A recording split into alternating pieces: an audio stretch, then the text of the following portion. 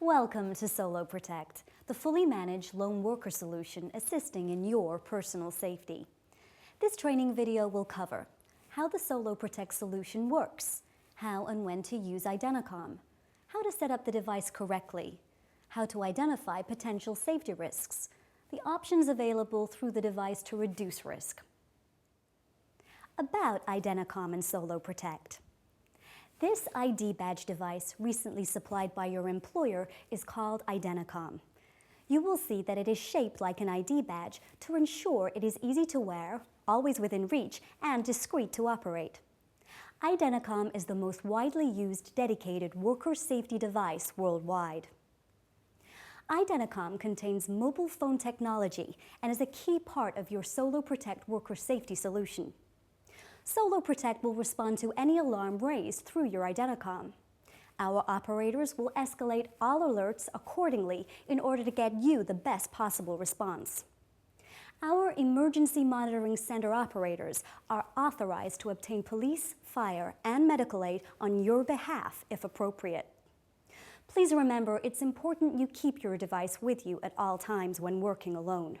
You must only use the Identicom issued to you or your assigned working group to avoid potential confusion in the event of an alarm.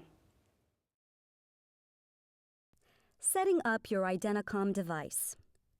Inserting and removing your ID card. To insert your ID card, use your thumbs to slide it into the device through the slot on the right-hand side of your Identicom as you look at its front. To remove the card, use the same action to slide the card out through the same slot. Microphone. Identicom's microphone is very sensitive and will pick up conversations clearly within a 3 feet area around you. You do not need to hold Identicom up to your mouth when speaking. Please do not wear Identicom under your clothing, as audio performance will be inhibited. Attaching the lanyard. Split the lanyard into 2 pieces at the safety break point. Take the longest part of the lanyard and place to one side. Double-check that this section is already connected to the rip alarm plug. Taking the shorter part, thread the fine loop through the entry holes on the top right-hand side of the device for landscape devices and bottom left for portrait devices as you look at the back of the Identicom, making sure you do this from the outside inwards. Thread the opposing end through the loop and pull tight to achieve a snug fit.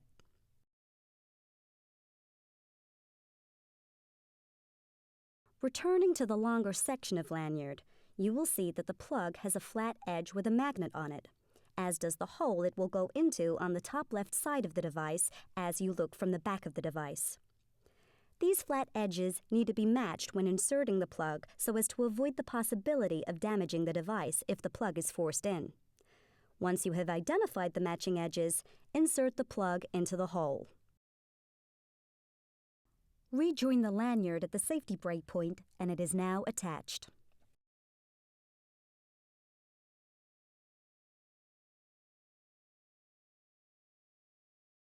Lapel clip.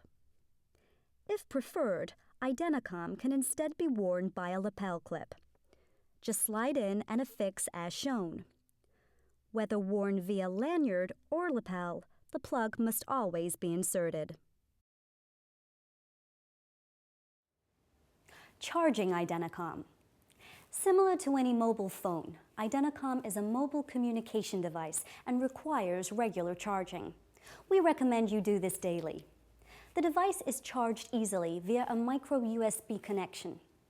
The first time you use Identicom, the device requires a minimum of 6 hours charging to properly condition the battery. For normal daily usage, we recommend you charge the device between 2 to 3 hours between uses. The battery light will flash red, then yellow as charging progresses. When placed on charge, the device automatically turns itself on, but with all functionality disabled. Once removed from charge, the device will remain switched on and ready for use. If not in use, please turn the device off to avoid battery drain. A fully charged battery will last approximately 24 to 60 hours on standby. Switching the device on and off. To turn Identicom on, a user should press and hold the two small buttons on the back left-hand side of the device. These are the status check and yellow alert buttons. You will feel a single vibration. All images on the LCD will be displayed. The LED colors will display in sequence: red, green, and blue. The device will elicit 5 short vibrations.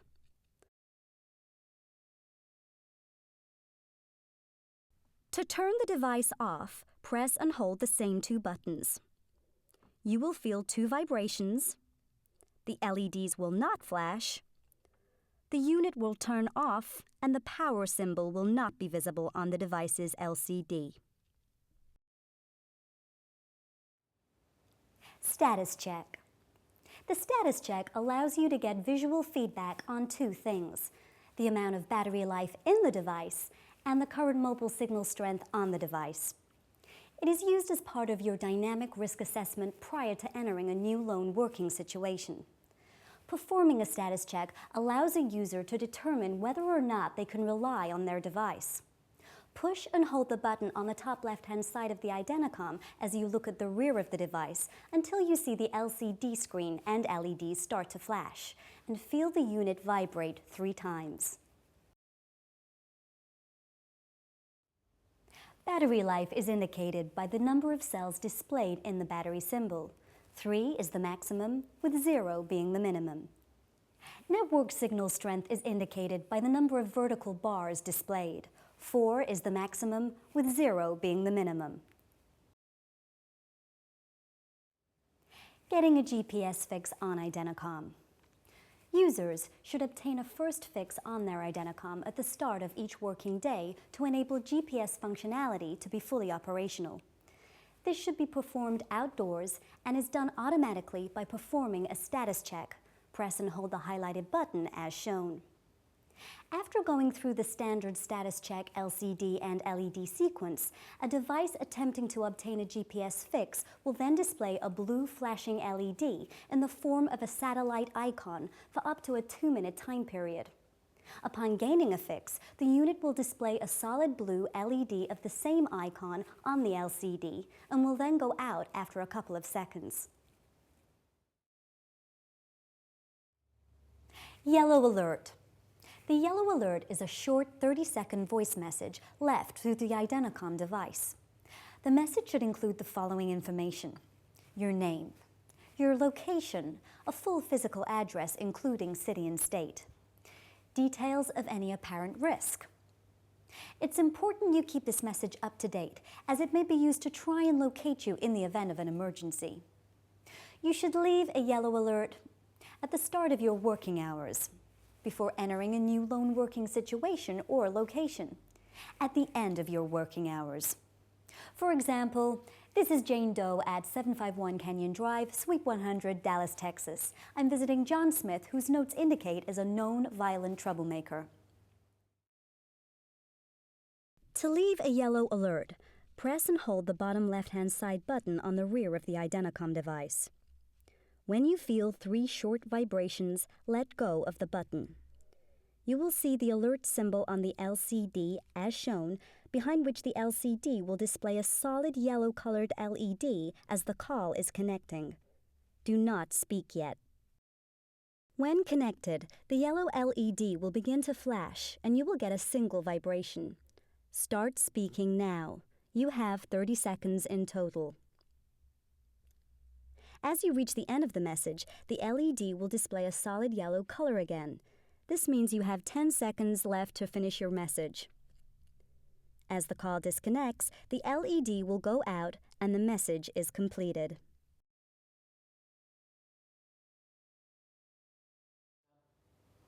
Red alert. You should consider using the red alert function as soon as you feel at risk. This is before you would typically call 911. The red alert can be used discreetly during a conflict situation if necessary. During a red alert, a Kings 3 operator at our Emergency Monitoring Center is listening to, recording, and evaluating the situation in order to take appropriate action to get the best possible response for an Identicom user requiring assistance. Operators have one-touch dialing available to send appropriate police, fire, and other emergency services to your location. Please note, if you are practicing these steps to become familiar with your Identicom, please contact SoloProtect to ensure your device is placed in test mode before you open a red alert. To open the red alert, push and hold the large central button on the rear of the Identicom device until you feel 3 short vibrations and see the alert symbol on the LCD to indicate the alarm is activated. Should you feel a long single vibration at this point, you do not have sufficient network coverage on the device to connect. Once the call is connected, the Identicom will give 2 quick vibrations every 10 seconds to confirm to a user that the call remains open, like a heartbeat. If you wear Identicom on a lanyard, you can also benefit from the Rip Alarm feature, which is designed to alarm if the device is removed from wear forcibly. Please keep in mind that this is useful both in a situation where an attacker rips your lanyard from you, or if you yourself find that ripping the lanyard off to engage the Rip Alarm is a necessary call for help in a quickly escalating situation. If the magnetic plug is removed from its housing, a red alert will be opened automatically.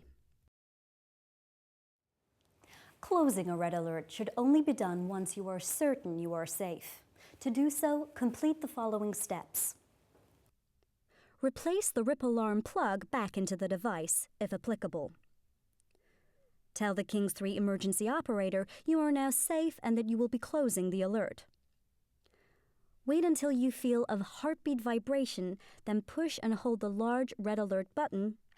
You will then feel 2 strong vibrations. Release the red alert button. When all vibrations stop and the warning triangle is no longer visible on the LCD, the red alert is closed. False red alerts can occasionally happen.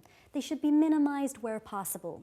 To close a false alarm, tell the emergency operator that you are safe and that it is a false or accidental alarm. Then, manually close the red alert in the usual manner. The man-down red alert. The man-down function on Identicom is for use in the event you become incapacitated, either by a health issue or if suffering a slip, trip, or fall. In the event an Identicom device detects a tilt of 75 degrees, combined with a period of non-movement, typically a few minutes, an automatic red alert will be raised. A man-down red alert will be raised when the device is stationary and sufficiently tilted for 1 minute. Once the alert is raised, the device then enters a period of pre-alarm for an additional minute, during which Identicom will vibrate intermittently to attempt to gain a user's attention. At this point, a user can pick the device up and it will cancel the pre-alarm phase automatically. This is registered by the device giving 2 strong vibrations to confirm cancellation. If no action is taken and no movement registered within the pre-alarm period, a full-blown red alert will subsequently be opened and the Emergency Monitoring Center will become aware of the incident. The vibration signature of the device will allow the operator to determine it as a potential man-down situation and will attempt to talk directly to the user through the device. If you are unsure if your Identicom is man-down enabled, please contact your company's designated SoloProtect manager or contact us at SoloProtect directly. For refresher information, please seek the Identicom Quick Reference Guide supplied with your device. That concludes the SoloProtect training. Thanks for taking part.